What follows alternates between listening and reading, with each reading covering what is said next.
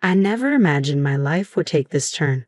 My name is Rita, and this is my journey. I was born to hardworking farmers who instilled in me the importance of diligence from an early age. Our days began before dawn, tending to animals and crops. Life was simple then. I would go to school, return home, and help out on the farm. Weekends were devoted to family time and catching up on chores. I didn't know any other way of life, nor did I want to. Everything changed when I graduated high school.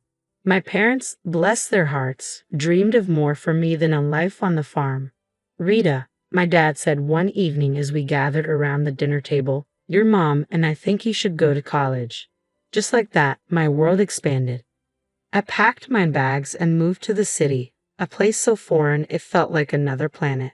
College was an adventure. The classes were engaging, but it was the people who truly opened my eyes. I met kids from diverse backgrounds, each with dreams and ambitions I had never considered. And then I met Jack. We crossed paths in my second year. He was charming, confident, and unlike any farm boy I knew.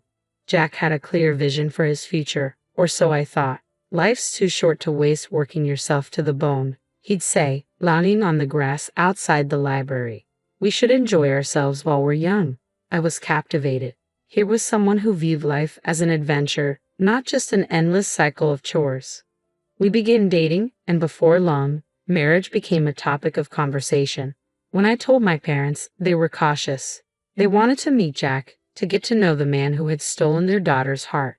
He seems nice enough, Dad said after Jack's first visit to the farm, but there's something, I don't know. Just be careful, Rita. I dismissed his concerns. What did my old-fashioned father know about modern love? Jack was perfect, and we were destined for a perfect life together. My parents, bless them, paid for our wedding and even helped us secure an apartment in the city. We want you to have a good start, Mom said, her eyes misty. Thanks, Mom and Dad, I replied, hugging them tightly. I promise I'll make you proud. As Jack and I stood at the altar, exchanging vows and rings, I believed my life was set. I had a loving husband, a good job in the city, and a bright future ahead. The first couple of years of our marriage seemed fine, at least that's what I thought. Both of us were working, and we had settled into a comfortable routine. However, looking back, I can now see the cracks that were beginning to form. Do we really have to visit your parents' farm this weekend? Jack would complain every time I suggested it. It smells like manure, and your dad always wants me to help with something. I would sigh and try to reason with him. They're my family, Jack. They've done so much for us. Fine, he would grumble, but I'm not shoveling any cow crap. I brushed it off as typical city boy squeamishness. After all, I had grown up with those smells and chores. But now, I wonder if I should have seen it as a red flag. 2 years into our marriage, I was beginning to realize that things were not as perfect as I had thought. When I found out I was pregnant, I was over the moon. My parents were ecstatic. A grandchild, Mom squealed over the phone. Oh, Rita, we're so happy for you. But Jack's reaction was far less enthusiastic. A kid already? I guess that's okay, he said, his tone flat. I chalked it up to nerves, hoping he would warm up to the idea of being a father. My parents, bless their hearts, continued to support us wholeheartedly. They bought us a car and paid for vacations. I was grateful for their generosity, but Jack seemed to take it for granted. Of course they're helping us, he'd say. That's what parents do. When our son Tommy was born, my heart swelled with love all over again. But Jack struggled. Can't you keep that kid quiet? He complained when Tommy cried at night. Some of us have to work in the morning. I bit my tongue, reminding myself that we were both adjusting to parenthood. Life went on, and we visited the farm when we could.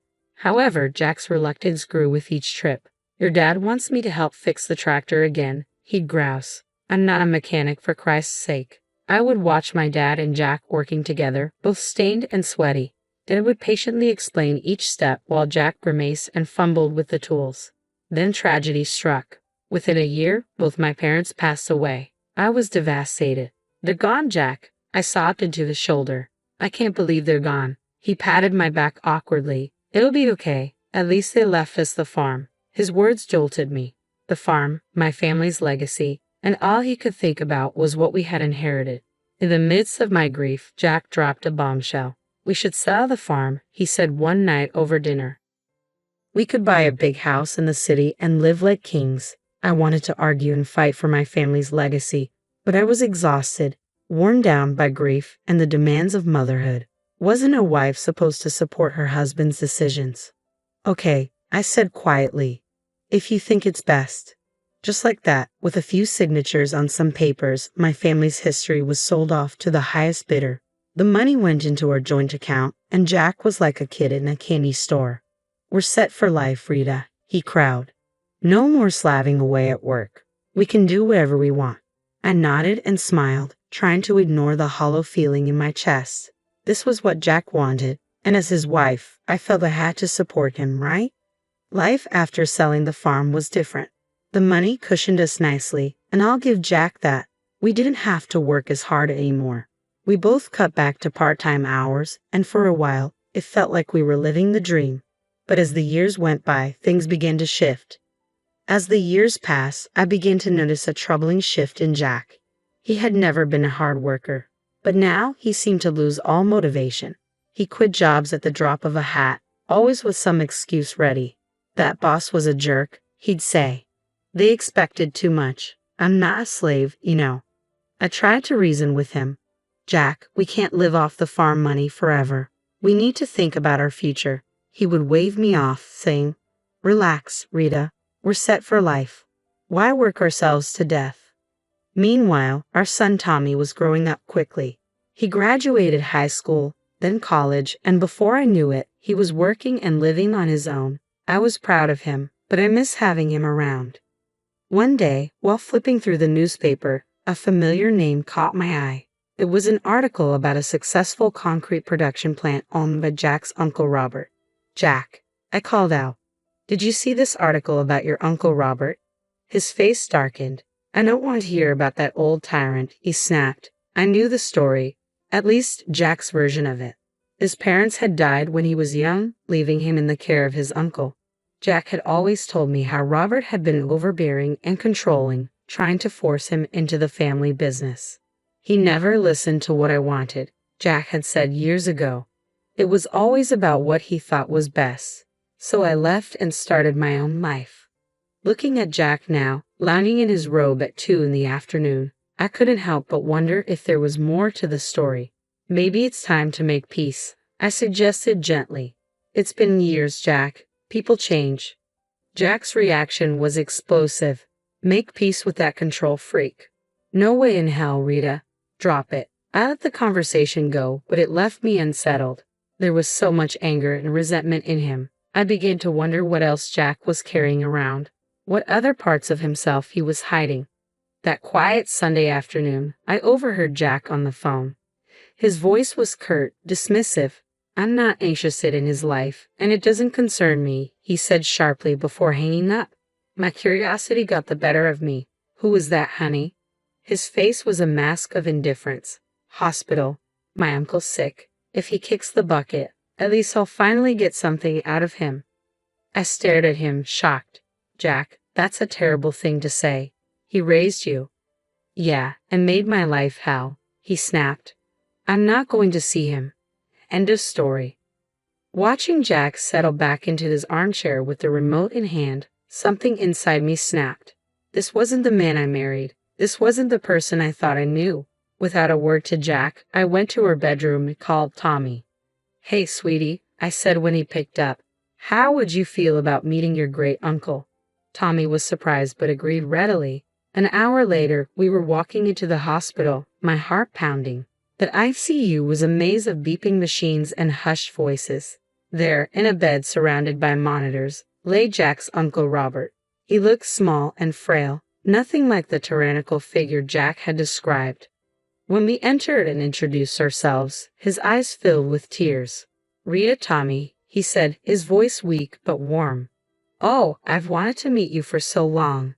Over the next hour, Robert shared his side of the story, how he had taken Jack in after his parents died and raised him as his own. I love that boy, Robert said, his voice cracking. I had always wanted Jack to have everything, a chance to carry on the family business, to build a good life. But it seemed Jack had other plans. He claimed he didn't want the responsibility. I don't want to work hard like you do, staying up nights worrying about the business, he said. As Robert spoke, a sinking feeling settled in my stomach. His words painted a picture I recognized all too well. Jack demanded that I sell the business, shaking his head. He wanted me to set him up with a monthly allowance, an apartment, and a car. He said I owed him a carefree life. I glanced at Tommy and saw my own shock reflected in his eyes. That's not how life works, I told Jack firmly. Robert continued, insisting that money needed to be earned. I pleaded with Jack to stay and learn the business, but he grew angry, proclaiming he'd find a rich wife and never have to work a day in his life. As I sat in Uncle Robert's hospital room, memories from the past decade began flooding back, fitting together like pieces of a puzzle. I saw our life together in a harsh new light. Jack had never held a job for long. He always chose part-time work, frequently calling in sick or taking countless days off. I had attributed it to stress, to him being a free spirit, but now I saw the truth. Life is for pleasure, Rita, he'd always say. Why kill ourselves working? My stomach churned as the realization hit me. Jack hadn't married me for love. He had married me for my family's money, for the comfortable life he thought I could provide. I was just a means to an end. The rich bride he promised his uncle he'd find. Tears welled in my eyes as the weight of this truth settled over me. Our entire life together, our marriage, our family, had been built on a lie. Uncle Robert's voice pulled me from my thoughts. I'm so sorry, he said weakly. I won't be able to leave anything to you or Tommy. I wanted to. It's okay, I replied, squeezing his hand. We don't need anything. I had plans, Robert continued, growing agitated. A new project. It would have changed everything, but I ran out of time. Suddenly, his face contorted in pain, and the machines around him began to beep urgently. You need to leave, a nurse said, rushing in. A few days later, the call came. Uncle Robert had passed away. When I told Jack, his reaction made my blood run cold. Finally, he exclaimed, a grin spreading across his face. Took that old bastard long enough. I stared at him in disgust. Jack, he was your uncle. He raised you. Jack waved me off dismissively. Yeah, so when's the funeral? Do we have to go to that? In the end, Jack didn't attend.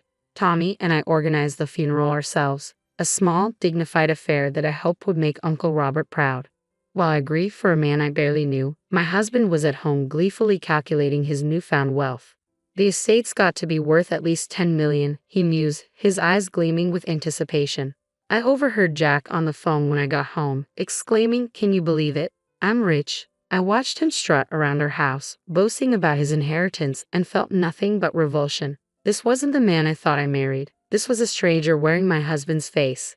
Then things took a turn for the worse. You know, Rita, Jack said one evening, his eyes icy, you're getting kind of old for me. I think I'm ready for an upgrade. I couldn't believe my ears. Excuse me. He shrugged, not even bothering to hide his indifference. You heard me. I'm rich now. I can do better. Over the next few weeks, Jack's behavior grew increasingly erratic. He'd stay out late, stumbling home in the early hours, reeking of booze and perfume. More than once, I spotted lipstick stains on his collar. Each time I confronted him, he brushed me off, sneering, mind your own business. You should be grateful I come home and all. One night, as I lay awake, listening to Jack stumble in at 3:00 a.m., I realized something had to change. I couldn't continue living like this. I deserved better. But more importantly, I needed to uncover the truth about Jack, about the inheritance, and about the life I thought we built together. The morning after yet another night of Jack coming home at dawn, I'd had enough. Where were you? I demanded, my voice trembling with anger and hurt. Jack squinted at me through bloodshot eyes, narrowing them in disdain. None of your damn business, Rita. You should be grateful I even come back. His words struck me like a slap. Grateful? Is that what you think our marriage is? Ignoring my question, Jack fixed me with a calculating gaze. So, how much is left from your parents' inheritance? We must have some savings, right? His sudden change of topic caught me off guard. Jack, we've spent it all. The accounts are empty. His face twisted into a mask of disgust. Empty? You've got to be kidding me. He paced the room, muttering to himself before turning back to me, eyes colder than before. Well, I guess that's it then. I'm done here. Done with you. Before I could respond, the front door swung open, and Tommy walked in, his eyes widening as he took in the scene. Instantly, Jack's demeanor shifted. He plastered on a fake smile and approached our son. "Tommy, my boy, just the person I wanted to see." "I need you to sign something for me," Jack said, pulling a document from his pocket and thrusting it at Tommy. "It's just a formality. You're renouncing any claim to Uncle Robert's estate. Since there's no will, it all comes to me anyway." Tommy looked at me, confusion evident on his face. I nodded, and without hesitation, he took the paper and signed it. Jack's grin was triumphant as he snatched the document back. Then, as if a switch had been flipped, he turned to me, all pretense stripped away. "I want a divorce," he announced, his voice cold and flat. "I never loved you, Rita. I just tolerated you for your parents' money. But now I'm rich. I don't need you anymore." His words struck me like physical blows, even though I had suspected it. Hearing it laid out so brutally felt like a gut punch. "I'm moving to Uncle Robert's house," Jack continued, already pulling out a suitcase. "Don't try to contact me. It's over." And just like that, he was gone. 30 years of marriage packed away in a suitcase as he walked out the door. I stood there, frozen, trying to process what had just happened. It felt surreal, like a nightmare I couldn't wake up from. "Mom," Tommy's voice was soft and concerned. "Are you okay?" I turned to my son, my rock, and felt the dam break.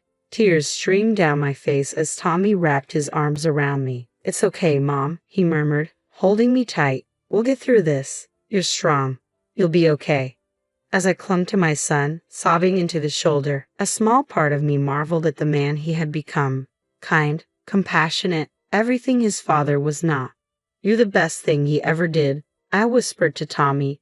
"The only good thing to come out of this marriage." Tommy squeezed me tighter, and in that moment, I knew that no matter what happened next, I wasn't alone. I had my son, and together we would face whatever came our way. The weeks following Jack's departure were a blur of pain and disbelief. I tried to keep my head held high and focus on moving forward, but it wasn't easy, especially when Jack seemed determined to flaunt his new life in my face. It started with the Facebook posts, pictures of Uncle Robert's mansion. Now Jack's new home flooded his timeline. I tried to ignore it and concentrate on healing, but then the photos changed. A young woman began appearing in them, blonde and beautiful, barely older than our son. In one photo, Jack had his arm around her, both of them grinning at the camera. The caption made my stomach churn. "Meet my fiancé, Candy. Upgrade complete." The calls started almost immediately. Friends, acquaintances, even Tommy's old school teachers. Everyone asking questions I couldn't and didn't want to answer. "Rita dear, is everything okay? We saw Jack's posts. What's going on? Are you and Jack really?" I couldn't take it anymore.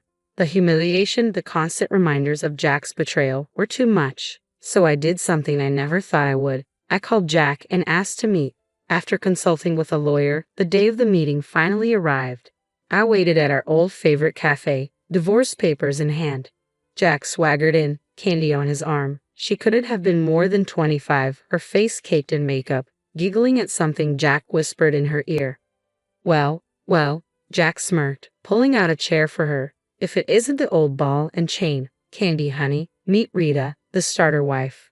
Candy shot me a pitying look that ignited a fire in my chest, but I kept my cool. "I have the divorce papers here," I said, sliding them across the table. "I'm not asking for much, just the house. You can keep everything else." To my surprise, he picked up the pen without argument. "Fine. Have your little house. I've got bigger and better things now." He scrawled his signature across the documents, then turned to Candy, his voice dripping with insincerity. "Now I can finally be with someone I truly love, someone worthy of me." I gathered the papers, my hands trembling slightly as I walked out of the cafe. Behind me, I heard Jack's mocking laughter, but I didn't look back. I had what I came for. The next day, I filed for divorce. As I handed the papers to the court clerk, I felt a weight lift off my shoulders. For the first time in months, I could breathe again. Life has a funny way of serving up justice when you least expect it. For me, it came in the form of a headline splashed across the local newspaper. "Local business tycoon's empire crumbles. Nephew left with massive debt." It turned out Uncle Robert had taken out a huge loan just before his death, hoping to expand the business. He'd mentioned something about a new project during our hospital visit, but Tommy and I hadn't grasped the implications at the time. Now it all made sense. I watched from a distance as Jack's new life unraveled around him. He sold the factory, the mansion, the cars, everything, and still owed nearly $1 million. The cherry on top, Candy packed her bags and left the moment she realized Jack wasn't the wealthy catch she thought he was. I'd be lying if I said I didn't feel a twinge of satisfaction. Karma, it seemed, had finally caught up with Jack. Then one rainy evening, there was a knock at my door. I opened it to find Jack standing there, looking nothing like the smug, wealthy man who had walked out on me months ago. He was disheveled, his eyes red-rimmed and desperate. "Rita," he said, his voice cracking. "I've been such a fool. I see that now. Please, can we talk?" Against my better judgment, I let him in. For the next hour, I listened as Jack poured out his heart. He told me how he'd lost everything and how he had finally realized what truly mattered in life. "I was wrong, Rita," he said, his eyes pleading. "So wrong. But I see now that you were the only one who ever truly cared for me. The only one I've ever really loved." Then, to my utter disbelief, Jack got down on one knee and produced a small velvet box. "Rita, please give me another chance. Marry me again. Together we can overcome anything." For a moment, I was speechless. Then I did something that surprised even me. I laughed. It started as a small chuckle and grew into full-blown laughter, tears streaming down my face. Jack's expression fell. "What's so funny?" When I finally caught my breath, I looked him straight in the eye. "Oh, Jack, did you really think it would be that easy? That you could treat me like garbage, throw me away, and then come crawling back when things got tough?" His expression darkened. "Now listen here," he snarled, jumping to his feet. "This is my house too. I have rights." I calmly walked to the drawer where I kept our divorce papers, pulling them out and showing him his own signature. "No, Jack, you don't. You signed away any claim to this house. It's mine now. Get out, or I'll call the cops." For a moment, I thought he might argue further, but something in my expression must have told him I meant business. Without another word, he turned and stormed out, slamming the door behind him. As soon as he was gone, I called Tommy and told him everything. My wonderful son was supportive as always. "You did the right thing, Mom," he said. "I'm proud of you." Those words meant more to me than he could ever know. In the weeks that followed, I made some big decisions. The house, with all its memories, both good and bad, felt too big for just me, so I sold it and used the money to buy a cozy apartment in a vibrant neighborhood I'd always loved. At 60, I'm finding that life is just beginning. I've started traveling, visiting all the places Jack always promised we would, but never did. I've taken up painting, joined a book club, and even tried my hand at salsa dancing. Every now and then, I catch a glimpse of Jack around town. He looks older now, worn down by his mistakes and misfortunes. Life didn't turn out the way I expected, but you know what? I wouldn't have it any other way. Because now, for the first time in a long time, I'm truly completely happy, just me.